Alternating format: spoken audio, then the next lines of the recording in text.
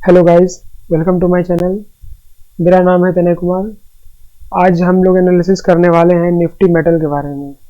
Nifty metal अभी current strike price है इसका 7,966 रुपया, अराउंड 8,000 के लेवल पे। इसके बारे में हम लोग जो है कोरोना के टाइम से हम लोग जानेंगे कि कोरोना में जो गिरावट जो आई थी वो रिकवर कैसे हुई, कहाँ पे हुई और इसके पीछे का क्या कारण था कि जो है निफ्टी मेटल तो अपने डिमांड जोन से ऊपर गई ही, निफ्टी 50 भी और निफ्टी बैंक भी। ऐसा क्यों हुआ और सारे अपने डिमांड जोन में आई तो वहीं से वही डिमांड जोन से क्यों रिएक्ट की, इसके पीछे का सारा लॉजिक। और प्राइस जैसे किसी अगर एक जोन में है और प्राइस उस जोन से कैसे जो है 20 से ही रिएक्ट कर जा रही है, वीकली के टाइम फ्रेम पे, मंथली के टाइम फ्रेम पे, हर एक चीज देखेंगे। तो चलिए शुरू करते हैं। अब जैसे कि अगर हम निफ्टी मेटल को देखें तो निफ्टी मेटल में जो जितने भी मेटल सेक्टर हैं, चाहे वो टाटा स्टील हो, जेएसडब्ल्यू स्टील हो, टाटा स्टील हो, हिंडाल्को हो, हिंड कॉपर हो, जितने भी स्टॉक्स हैं वो सारे जो है इसमें आते हैं। वेदांता हुए, एनएमडीसी हुए, सेल हुए, विप्रो हुआ, हिंदुस्तान, नाल्को, तो ये सभी स्टॉक्स हुए। इनमें सबसे ज्यादा वेटेज रखता है टाटा स्टील, अडानी और उसके बाद जो है जेएसडब्ल्यू स्टील। ये तीन ऐसे स्टॉक्स हैं जो कि तीन स्टॉक्स अगर अप रहेंगे तो जो है निफ्टी मेटल का सेक्टर पूरा का पूरा अप रहेगा, और वो तीन स्टॉक्स अगर डाउन रहेंगे तो निफ्टी मेटल का पूरा ग्राफ जो है डाउन रहेगा। ठीक है। अब हम लोग निफ्टी मेटल के बारे में अगर हम बात करें तो निफ्टी मेटल जो है ये कोरोना का फॉल था। 1 जनवरी 2022, 1 जनवरी 2020 प्राइस जो है यहाँ कहीं से विदाउट बेस कैंडल वाले डिमांड जोन से ऊपर गई, यानी कि एक हैमर बना। ठीक है। हैमर के बाद जो है प्राइस ऊपर की ओर जाते रही, उसके बाद कोई भी ऊपर सप्लाई जोन वगैरह कुछ भी नहीं है। अगर हम विदाउट बेस कैंडल वाले डिमांड जोन को अगर हम लोग मार्क करें तो वो कुछ इस तरह से होगा। अब ये विदाउट बेस कैंडल वाला डिमांड जोन का क्या लॉजिक है। अब जैसे कि अगर हम लोग देखें, एक बार को मान लें कि प्राइस जो है यहीं तक गई है, इसके ऊपर नहीं, बस यहीं तक। ये कैंडल अभी रनिंग है, एक बार को मान लेते हैं। प्राइस नीचे से ऊपर की ओर गई। प्राइस का उस समय का हाई था ये कुछ, यानी ये हाई था, इस समय के पहले ये हाई था। प्राइस यहां से रिवर्सल पॉइंट आता है, प्राइस यहां से ऊपर की ओर जाती है और अपने सारे प्रीवियस हाई को ब्रेक करती है और उसके ऊपर क्लोज करती है, सस्टेन करती है। ठीक है। प्राइस में फॉल आता है 2018 का। 2018 में ऐसा कुछ भी नहीं हुआ था जिसके कारण प्राइस जो है डाउन आए। प्राइस को बस एक डिमांड जोन चाहिए था जो कि जो है कोरोना का उसको बहुत ही अच्छा एक सपोर्ट मिला, ताकि जो है प्राइस जो है एक अच्छे डिमांड जोन में आई, पूरे बॉटम तक आई है। और मैं ऐसा बताऊंगा, मतलब मैं आगे भी बताऊंगा कि जो है इसमें तो आई ही आई, बाकी ऐसा क्या हुआ, निफ्टी 50 में भी आई, निफ्टी बैंक में भी आई। तो ये डिमांड जोन से प्राइस चली और उसके बाद जो है पूरा ऊपर। तो ये डिमांड जोन का चलने का कारण सिर्फ ये था कि इसने, ये एक ओरिजिन पॉइंट है, यहां से एक रिवर्सल आया और जिसने कि प्रीवियस हाई को क्लोज किया।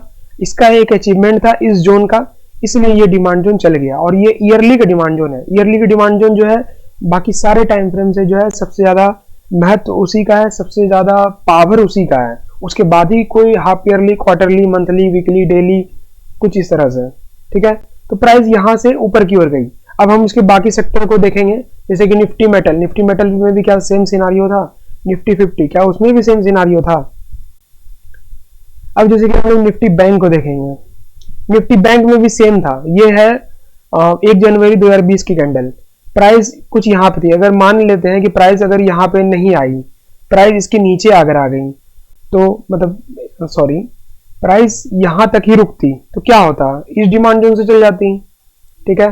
पर और सारे सेक्टर में क्या हो रहा है, प्राइस डिमांड जोन को ब्रेक कर रही है, सारे सेक्टर में दिखा रहा है कि प्राइस जो है एकदम डाउन आई है। इसके बाद हम लोग कंफर्मेशन एंट्री प्लान करते हैं। ऐसा नहीं कि बस प्राइस डाउन आई हम लोग यहाँ पे खरीद लेंगे। उसके पीछे का भी कारण है कि जो है प्राइस एक सप्लाई जोन तोड़ेगी, तब हमें ये विश्वास होगा कि हाँ प्राइस में अब मोमेंट आ सकता है, बायर जो एक्टिव हो चुके हैं, अब जो है प्राइस ऊपर की ओर जा सकती है। तो हम लोग वहां कंफर्मेशन एंट्री प्लान करेंगे। प्राइस एकदम नीचे की ओर आई और बायर्स यहाँ के एक्टिवेट हो गए, पेंडिंग ऑर्डर जिनका था वो एक्टिवेट हो गए, न्यू बायर्स ऐड हुए, प्राइस को ऊपर लेके गया और उसके बाद जो है प्राइस ऊपर की ओर जा रही है। ठीक है। तो यानी कि जो सेम सिनारियो जो निफ्टी मेटल में है वही सेम सिनारियो बैंक निफ्टी में भी है। ठीक है। अब यही नहीं, इसके बाद जो है निफ्टी 50 में भी सेम सिनारियो है। ये रहा कैंडल जनवरी 2020 की, ठीक है, तो यानी कि कोरोना के टाइम का। प्राइस यहाँ भी एक डिमांड जोन में आई, ये वाले डिमांड जोन में। लगभग ये डिमांड जोन सभी सेक्टर में है, चाहे वो निफ्टी पीएसयू सेक्टर हो, निफ्टी 50 हो, निफ्टी बैंक हो, निफ्टी पीएसयू हो, सॉरी निफ्टी आईटी हो, हर एक सेक्टर में है, निफ्टी मेटल हो, हर एक सेक्टर में प्राइस आई, हर एक सेक्टर को उसको सपोर्ट मिला, प्राइस वहीं से ऊपर नीचे आई, एंट्री दी यहीं से ऊपर, ठीक है। अब हम लोग इसके और लोअर टाइम फ्रेम में जाके देखेंगे कि इसमें और क्या क्या है। हम लोग निफ्टी मेटल पे आते हैं। अब निफ्टी मेटल को अगर हम लोग देखें लोअर टाइम फ्रेम पे,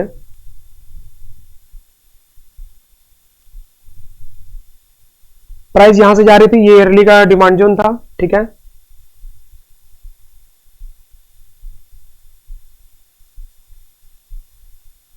ये है कुछ मेरा ईयरली के डिमांड जोन के अंदर मंथली का डिमांड जोन, ये प्रॉपर छोटा पॉइंट। इसमें मेरा 661 का जो है लगभग एंट्री होगा और 1422 का स्टॉप लॉस होगा। प्राइस ठीक इस जो है मंथली के डिमांड जोन में आई, ऊपर से नीचे की ओर, और उसके बाद ऊपर। प्राइस ये जो डिमांड जोन का खासियत यही था, ये एक ओरिजिन पॉइंट था यहाँ पर, ये वाला, ये एक ओरिजिन पॉइंट था। और इस ओरिजिन पॉइंट की खासियत ये है कि इसने ये जो मूव दिया है अपने पहले वाले सारे मूव को खत्म करके, ये इसका इस डिमांड जोन का अचीवमेंट हो गया। इसलिए प्राइस जब भी इस डिमांड जोन में आई यहाँ से ऊपर, उसके बाद जो है हम इस चीज को भी देखेंगे कि यहाँ पे ऐसा क्या हुआ कि जो है प्राइस डिमांड जोन को रिस्पेक्ट की कि नहीं की, और बाकी यहाँ पे भी हम लोग देखेंगे।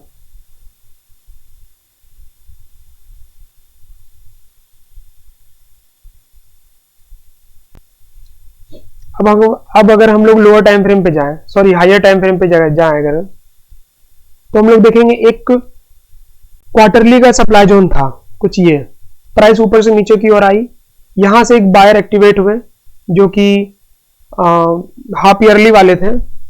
ये यहां पे वीकली पे भी एक था डिमांड जोन, तो ये एक क्वार्टरली का सप्लाई जोन हुआ। प्राइस इसमें एक बार एंट्री दी, ऊपर से नीचे की ओर आई, पर फिर भी ये डिमांड जोन ब्रेक हो गया नेक्स्ट क्वार्टरली के सेशन में ही। क्यों? क्योंकि प्राइस जो है एक बॉटम के जो है डिमांड जोन में आई, जो कि हाफ ईयरली का है, यहीं से प्राइस ऊपर की ओर गई। और ऐसा चीज जो है सारे चीज में था, निफ्टी 50 में भी था, निफ्टी बैंक में भी था, निफ्टी पीएसयू में भी था, सारी चीज में था। तो कोई भी डिमांड जोन अगर यहाँ रहता तो वो उसको ज्यादा देर होल्ड नहीं कर पाता बाइंग प्राइस को।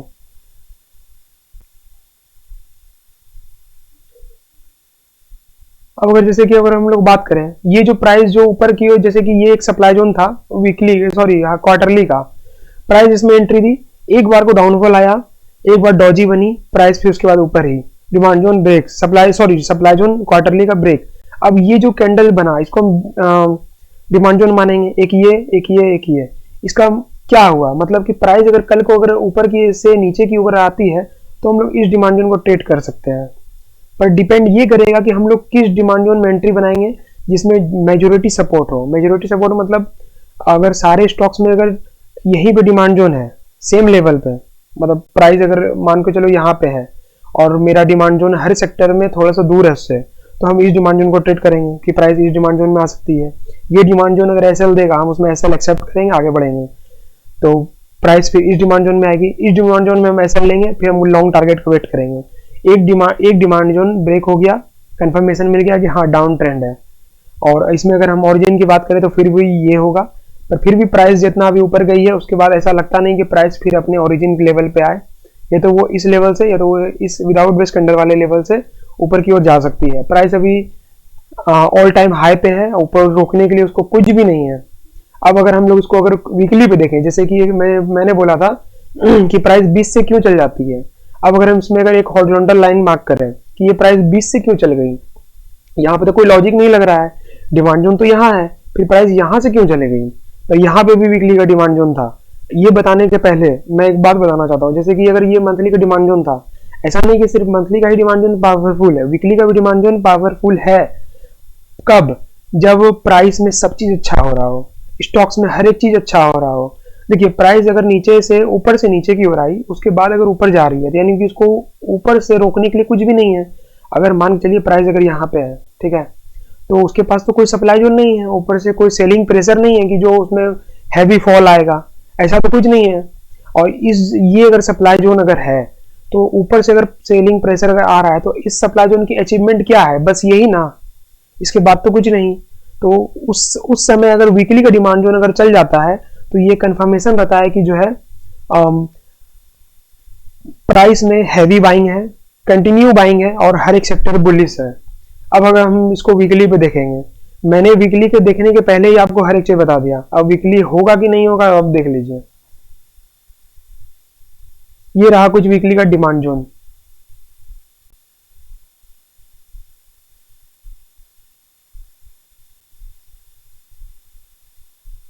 ये रहा वीकली का डिमांड जोन।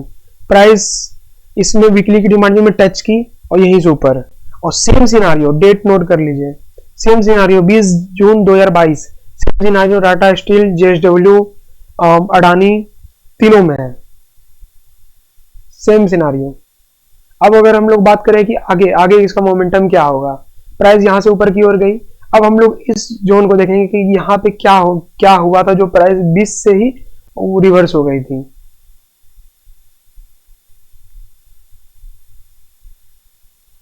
यहाँ पे इसका जो है सेक्टर स्टॉक सपोर्ट किया था, टाटा स्टील, अडानी और ये सब इसका स्टॉक सपोर्ट किया था, तब ये प्राइस जो है यहाँ से ऊपर की ओर गई थी। कोई भी नेचुरल बाइंग नहीं आती है।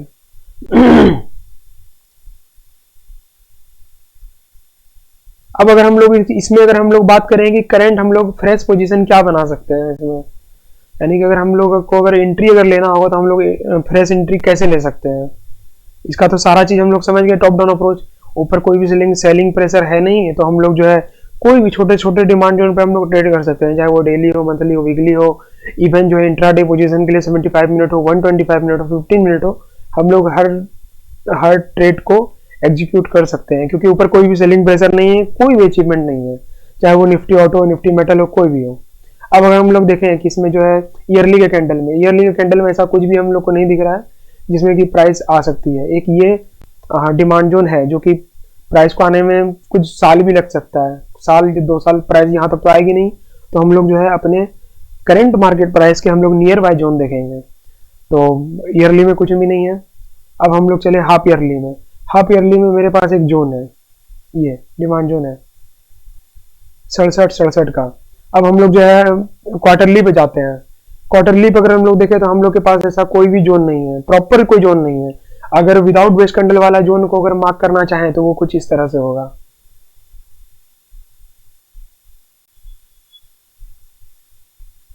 ये मेरा क्वार्टरली का डिमांड जोन हुआ, यानी प्राइस अगर कल को ऊपर से नीचे की ओर आती है तो हाफ ईयरली वाले डिमांड जोन के अंदर एक क्वार्टरली का भी डिमांड जोन है, प्राइस अगर ऊपर से नीचे की ओर आई तो यहां से एक बार को रिएक्ट कर सकती है।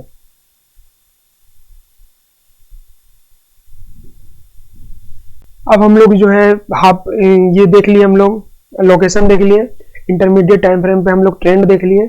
अब जो हम लोग मंथली पे भी जो है हम लोग देख सकते हैं, यानी मंथली पे हम लोग एग्जीक्यूशन ले सकते हैं। अब अगर मंथली पे अगर एग्जीक्यूशन की अगर हम लोग बात करें तो ये मेरा एक फ्रेश एंट्री है जहां पे हम लोग इन्वेस्टिंग कर सकते हैं। यानी अगर आपको पैसा लगा के अगर भूल जाना है कि जो है इसमें जो है जो भी होगा आप देखा जाएगा, तो वो मेरा कुछ ये लेवल होगा। और ये लेवल इतना अच्छा लेवल है कि मैं इसके बारे में क्या ही बोलूं।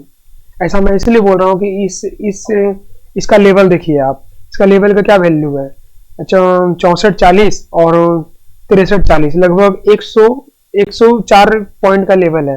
तो ये जो स्टॉप लॉस अगर आपका खाएगा भी तो वो बहुत छोटा सा स्टॉप लॉस होगा, उसके एवज में जो टारगेट होगा वो बहुत बड़ा हो सकता है। अगर इसको मान के चलें कि मेरा स्टॉप लॉस कुछ इस तरह से है सेम, तो इसके एवज में हमको 1:6, 1:7 भी मिल सकता है। ऊपर कोई सप्लाई जोन नहीं है तो इसमें जो है 1:12, 1:16 जो भी हम देख सकते हैं। मेन है इसमें नहीं देखेंगे, उसके लिए हमको जो है स्टॉक्स में जाना होगा, स्टॉक्स में हमको इन्वेस्टिंग करना होगा। अगर हम लोग सेक्टर में अगर इन्वेस्टिंग करेंगे तो वो निफ्टी मेटल में तो ऐसे सेक्टर में इन्वेस्टिंग होता नहीं है, तो हम लोग को जो है रोल ओवर करना होगा। रोल ओवर करना होगा मतलब कॉन्ट्रैक्ट चेंज करना होगा हर एक एक्सपायरी में। हाँ, एक एक्सपायरी खत्म हुआ, अगले एक्सपायरी में जो है फिर से एक एक्सपायरी बाय करना होगा।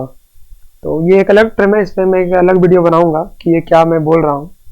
तो ये मेरा बेस्ट एक लोकेशन हो गया, सॉरी एग्जीक्यूशन हो गया मंथली के टाइम फ्रेम पे जिन लोग को इन्वेस्टिंग करना है। ठीक है, अब हम लोग देखेंगे कि जैसे कि ये मंथली का डिमांड जोन था, ये क्वार्टरली का डिमांड जोन था। अब हम लोग इसको डेली पे देखेंगे। अब जिन लोग को मान के चलो ट्रेडिंग करना है वो लोग क्या करेंगे,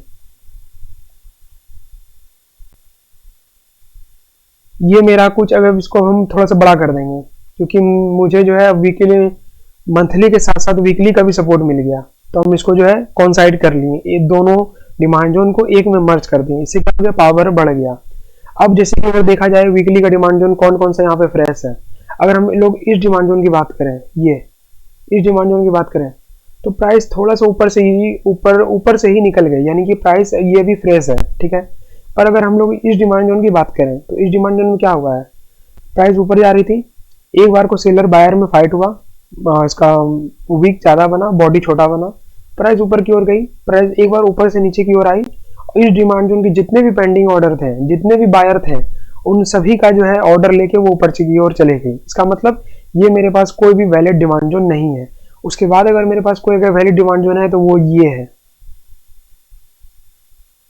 ये इस डिमांड जोन का अगर हम लोग अगर एसएल रखेंगे तो वो कुछ इस तरह से होगा, थोड़ा सा वाइड रहेगा। क्यों? क्योंकि जो है इसको जो है हाफ ईयरली के डिमांड जोन का सपोर्ट मिल जाएगा, यानी प्राइस अगर ऊपर से अगर नीचे की ओर आती है इन फ्यूचर, तो प्राइस अगर ऊपर से लौटी तो वेरी गुड, और यदि अगर प्राइस अगर हैवी सेलिंग प्रेशर से अगर आई तो हो सकता है वो जो है अपने वीकली के डिमांड जोन से होकर अच्छे से रिएक्ट करे। तो हमको इसमें क्या हुआ, दोनों का सपोर्ट मिल गया। ठीक है, अब हम लोग जो है इसमें डेली पे एंट्री प्लान करेंगे, तो मेरा कुछ एग्जीक्यूशन ये रहेगा, सॉरी मेरा कुछ इंटरमीडिएट टाइम फ्रेम पे ये रहेगा।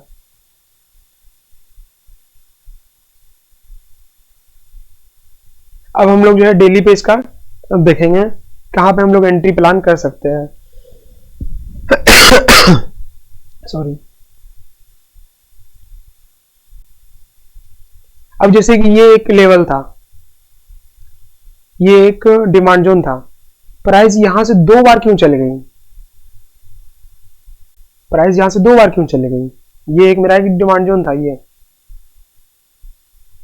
अगर हम इसको 125 मिनट पे देखने जाएं कि कहीं कोई अच्छा एग्जीक्यूशन है क्या, तो हाँ एक एग्जीक्यूशन ये है जो कि सबसे अच्छा एग्जीक्यूशन है, कॉन्साइड भी कर रहा है, कंजर्वेटिव ट्रेड है ना कि एग्रेसिव ट्रेड है। प्राइस ऊपर से नीचे की ओर आई, एक ये भी एक लेवल, ये भी एक जोन था, फिर भी प्राइस जो है लेगिंग कैंडल से एक बार टच की, यानी कि अपर बॉडी पे ही टच की, ऊपर चली गई, फिर उसके बाद थोड़ा सा एंट्री दी, यहां से ऊपर चली गई। तो इसका कारण क्या है, इसका कारण मैंने एक वीडियो में बताया हुआ है जिसमें कि शायद टॉपिक का नाम है, एक मिनट, ये निफ्टी 50 एक्सपायरी ऑप्शन में पैसा 4x, तो इसके बारे में इसमें इस वीडियो में सारा चीज बताया गया है कि जो है क्यों जो है प्राइस यहीं से टच होके ऊपर की ओर चली गई। इस सेक्टर में ये दिखा रहा है कि प्राइस एक बार को ऊपर से और चल गई है, पर निफ्टी 50 और निफ्टी बैंक में ऐसा नहीं है। निफ्टी 50 निफ्टी बैंक में प्राइस एक बार टच की है बस और ऊपर की ओर चली गई है। तो ऐसा होता है सब सेक्टर, चाहे वो निफ्टी हो, निफ्टी मेटल हो, निफ्टी 50 हो, हर एक सेक्टर निफ्टी के, वो जिस समय ऊपर कोई भी सप्लाई जो नहीं होता है तो वो लोग जो है सिंक होके चलते हैं, यानी एक साथ चलते हैं, सब एक दूसरे को सपोर्ट करते हैं, और जितना ज्यादा सपोर्ट मिलेगा उतना ज्यादा ही जो है वो मार्केट जो है ऊपर की ओर जाएगा, प्राइस ऊपर की ओर जाएगी। अब जैसे कि अगर मान चलिए कि अगर कोई सेक्टर दिखा रहा है डाउन ट्रेंड, कोई सेक्टर दिखा रहा है अप ट्रेंड, जो कि होता है, पर अभी अगर कोई ऊपर अगर सप्लाई जोन नहीं है तो सब एक दूसरे को सपोर्ट करेंगे। कोई ऊपर कोई अप ट्रेंड दिखा रहा है, कोई डाउन ट्रेंड दिखा रहा है, तो इस केस में क्या होगा, इस केस में आपको लगेगा कि यार मैं थोड़ा सा कंफ्यूज हो गया हूँ, ये तो दिखा रहा है डाउन है, ये दिखा रहा है अप है, तो मैं किसको फॉलो करूँ। तो जितना ज्यादा अगर आपके फेवर में होगा कि प्राइस, हाँ प्राइस सेम सारे डिमांड जोन में आ गई है, तो उतना आपको कॉन्फिडेंस आएगा कि हाँ हम इसको ट्रेड कर सकते हैं क्योंकि सारे डिमांड जोन में आ गई है, और जितने भी हाईली वेटेज स्टॉक्स हैं उस सेक्टर के वो भी जो है डिमांड जोन में आ गई है, तो हम लोग यहाँ पर से जो है आराम से लॉन्ग हो सकते हैं, तो वो लोग वहां से लॉन्ग हो जाएंगे। तो जितना ज्यादा सेक्टर का सपोर्ट मिलेगा उतना ज्यादा ही जो है कॉन्फिडेंस बढ़ेगा, ट्रेड करने का कैपेबिलिटी बढ़ेगा। I hope you guys you understand all my terms. तो लाइक कर दें, फॉलो कर दें, और सब्सक्राइब कर दें, सॉरी शेयर भी करें। बाकी बाय टाटा, टेक केयर।